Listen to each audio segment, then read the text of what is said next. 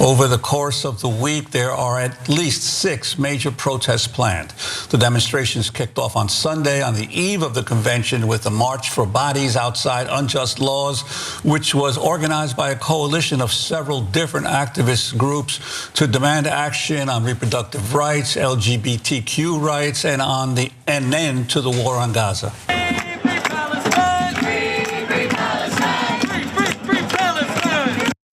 Now, there's clearly increased excitement toward Kamala Harris now that Joe Biden has dropped out of the race and Harris is the Democratic nominee. However, not every Democratic voter is fully on board with the Harris-Walz ticket.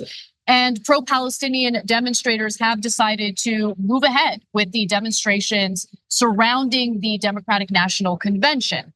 Now, just a little bit about the protests. Large-scale protests are planned at the Israeli consulate in downtown Chicago and in the streets and parks near the convention on Tuesday, Wednesday, and Thursday. There are some protests taking place today as well, but there is, an entire schedule of protests and demonstrations that will take place throughout the entirety of the Democratic National Convention.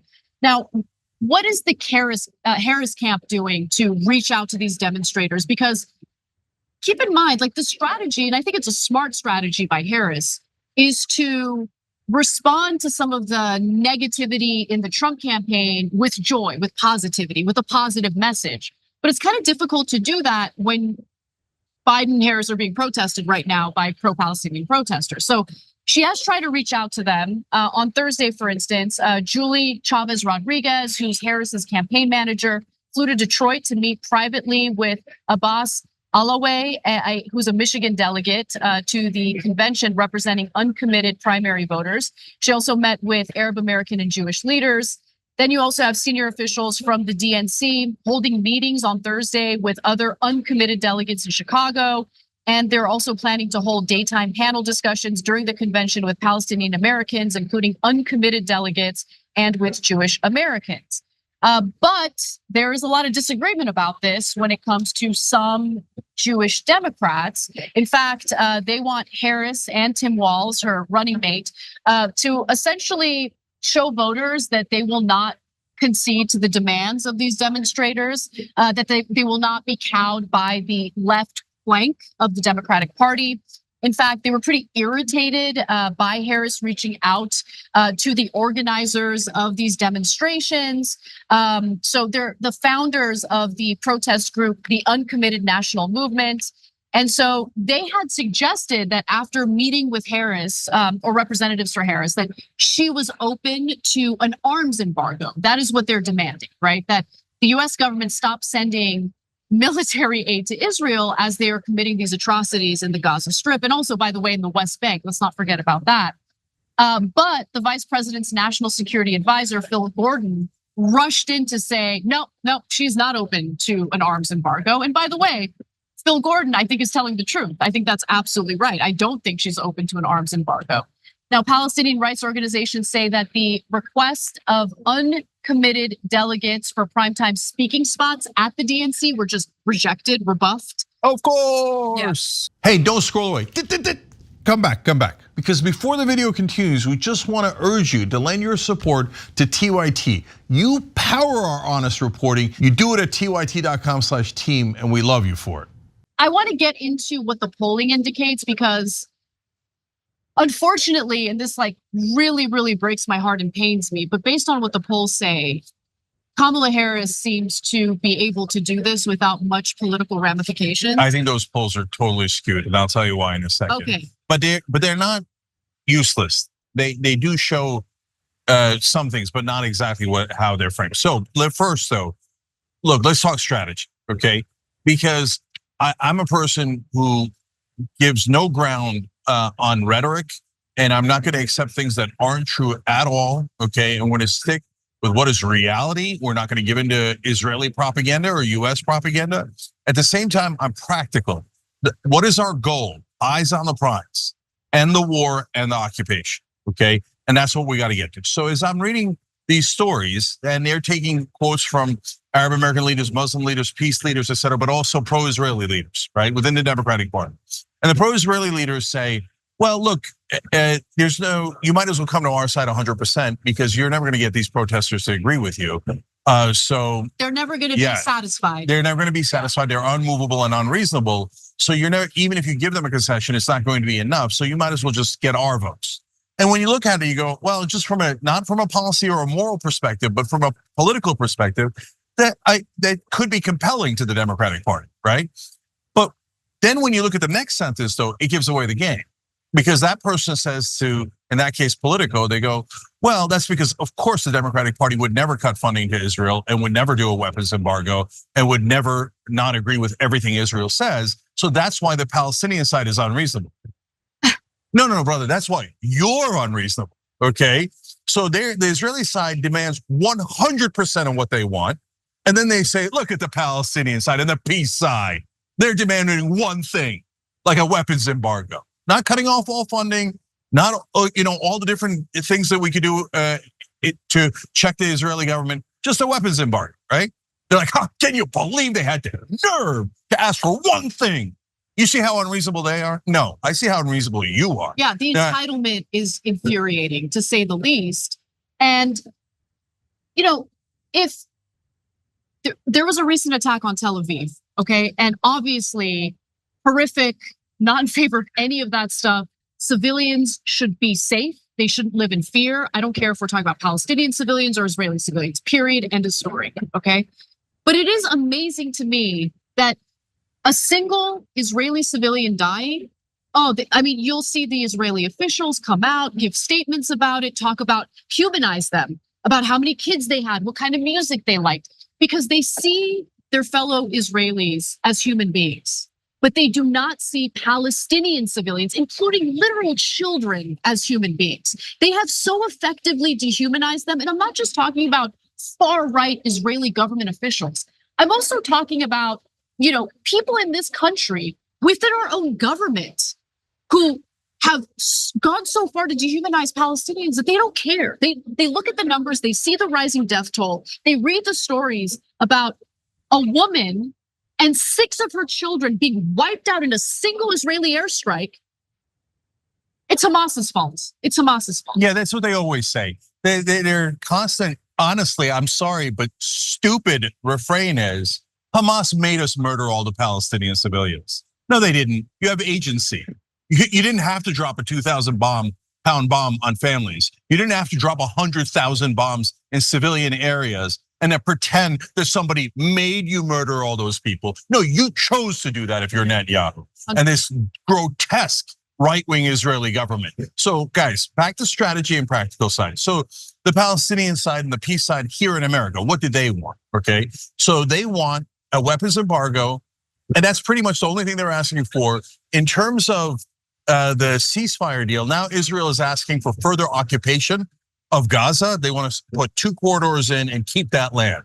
And so, I went and talked to protesters today. I talked to Jill Stein. I talked to people organizing the events and the protests today out in the streets.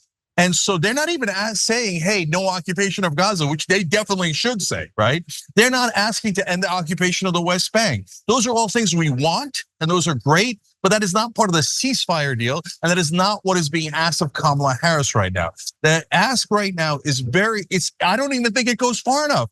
I would cut funding to Israel in order to put pressure on. But the thing that I care most about, and what the organizers care most about, is get to the result either way. Get to a real ceasefire. And however you do it, you know what? You don't want to do it with a weapons embargo or cutting funding. You find a different ingenious way to do it. Great, who cares? Get to the ceasefire, save those lives. That's what we want. You can't be more reasonable than that.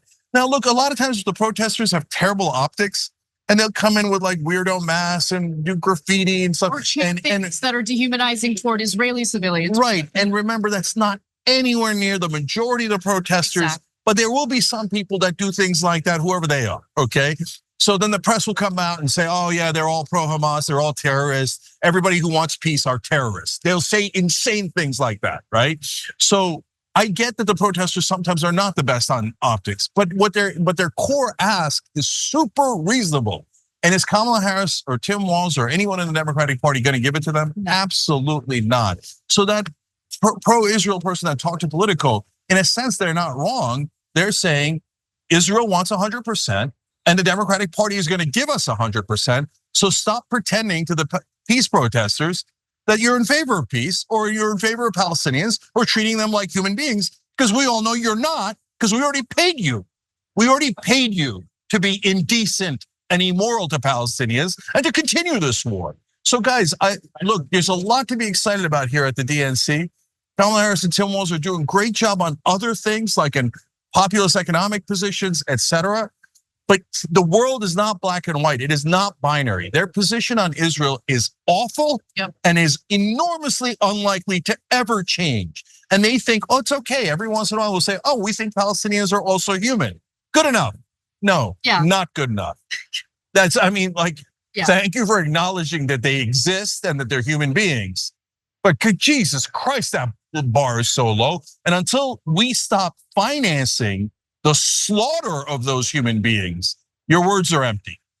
I'm going to say something that might upset some people, but I just have to get it off my chest.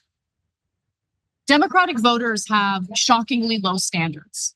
And so the second that Biden dropped out and it became clear that Harris was the presumptive nominee, I can't emphasize enough how disappointed I am in progressive and leftist Democratic voters who immediately decided to fall in line and become obsessive promoters of Kamala Harris without using any of their leverage whatsoever. Because look, why would Kamala Harris do anything for you if you're already supporting her preemptively, no matter what?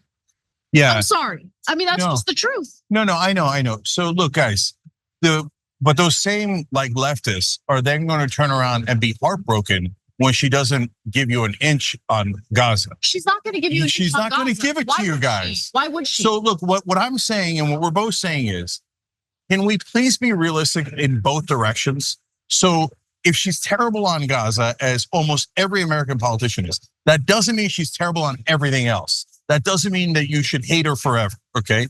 But if you're telling everybody, oh, it's a beautiful new day, Kamala Harris is going to agree to everything progressives want, including on Gaza, you're just setting up your audience for disappointment. And then they're going to be more mad at her because they're going to think that she somehow betrayed her own values or turned around. No, she was never anything but 100% pro-Israel, right-wing Israel, Netanyahu Israel. So stop lying to your audiences that she's some sort of godsend who's going to give you every miracle in the world. She's not going to do that, okay? And then don't turn on her and be like, oh my God, I was heartbroken because I'm an idiot and I don't know politics and I didn't know that she was an establishment Democrat and I can't believe she's agreeing with Israel. Of course she's going to agree with Israel. You apply pressure so that she does not. We save human lives. But in order to do that, you don't give away your cookies in the beginning, like Anna said. Yeah. Don't go in and go, oh my God, it's not Biden. She's gonna give us everything. No, okay, you have to fight for those positions. They're still Democrats. So finally, earlier we talked a little bit about how Kamala might just be able to give these demonstrators the middle finger and it won't necessarily hurt her politically. And what am I referring to? So there was new polling data by the University of Chicago and Gen Forward, and they found some mixed results when it comes to Democratic voters under the age of 40. So here's what they found. 36% of them disapproved of military aid to Israel, while 33% approved and 29% really had no opinion. The poll showed that the Gaza war ranked near the bottom of young voters' concerns, well below immigration, economic growth, and income inequality. Yeah, so there's two notes of caution there. But at the same time, just like we always tell you, not binary. So when you look at that poll, if you thought that 100% of the American people were on the side of cutting off aid to Israel, wakey, that's not the case. So there are plenty of people who disagree with us, okay? But at the same time, look at the framing of the question. Because they didn't ask, hey, are you in favor of a ceasefire? Because that would have gotten about 70, 80, 90% of young people under 40 saying they're in favor of it. If you said end the occupation, again, it would have been a giant number in favor of ending the occupation. And that's not theoretical. There are polls that have those numbers. So this poll is, you want to cut off military aid, which again, if you only watch mainstream media, is considered like sacrilege. Like it's almost against Jesus and God to cut off military aid to Israel, because all mainstream media has ever said is Israel is the most holy, moral, greatest ally democracy that we have ever had, and we must give them all of our money, et cetera, et cetera. So now when you ask, should we cut off military aid, which in Washington is super extreme, yeah, or the plurality of under 40 voters say, yeah, what you think is extreme, we agree with, right? And so the framing of the question is enormously important. And then they ask, hey, where do you prioritize this? And I get it. Like, if you're a young person, like, well, I would have told you that ahead of time. Of course, they're going to prioritize the economy, healthcare, things like that, jobs first, because it affects them more, right? The fact that Gaza doesn't affect their real lives at all, and they still have it high on the list and they care, is amazing. And it's wonderful. And it's very moral of younger Americans to care about someone that isn't even in this country, right? And so, and then the last thing, guys, is even if an issue comes in number 7, number 13, number 4, whatever the number is, some issues have outsized impact because of the moral clarity involved, right? So it could be a tiny issue, but if it looks like, hey, you know what, the people on that side are the ones that are clearly immoral, and it gives you pause about them as human beings, then that issue could have an outsized impact. And the reason why you're seeing so many protests and so many young people that are animated about this issue is because to them, it provides moral clarity on the character of our politicians.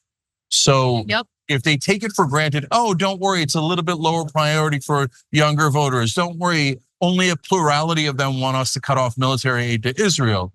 I think that they're going to make a mistake, because a lot of those younger voters, which by the way, they now have back, they regained 20 points, just like we told you, okay, among younger voters. But some of those voters will go back when they realize, no, she's not going to give them anything. And she's still, and guys, the most important part is, unfortunately, this is the one issue that everybody pays attention to. And I say unfortunately, because I wish they paid more attention to the drug companies, the oil companies, et cetera, that are robbing us blind. But on this issue, it's super clear that any politician that's saying, that's okay, we're going to keep sending money to kill more Palestinians, they're only doing it for the donor money. And everybody knows that. So when you say, hey, I'm doing it for the donor money implicitly, that's going to hurt you. You could believe me now or you could believe me later. I mean, well, I've been through this movie 200 times where they'll say, oh, no, we don't believe you. I saw that one poll that was framed right. And I think we could ignore this issue now. And you'll ignore it at your peril. And then after she's hurt in the polling, and now there isn't that much time left, maybe they could, try to adjust, but they won't. Because again, look, maybe it's a different time. She picked walls. She did economically populist proposals. Maybe she'll do the right thing in the third miracle here. But if you're expecting a third miracle, don't hold your breath. I would be shocked if any establishment Democrat ever veered an inch from giving Israel every amount of money they have ever asked for. Thanks for watching The Young Turks. We really appreciate it. Another way to show support is through YouTube memberships. You'll get to interact with us more. There's live chat emojis, badges. You've got emojis of me, Anna, John, JR. So those are super fun. But you also get playback of our exclusive member-only shows and specials right after they air. So all of that, all you gotta do is click that join button right underneath the video. Thank you.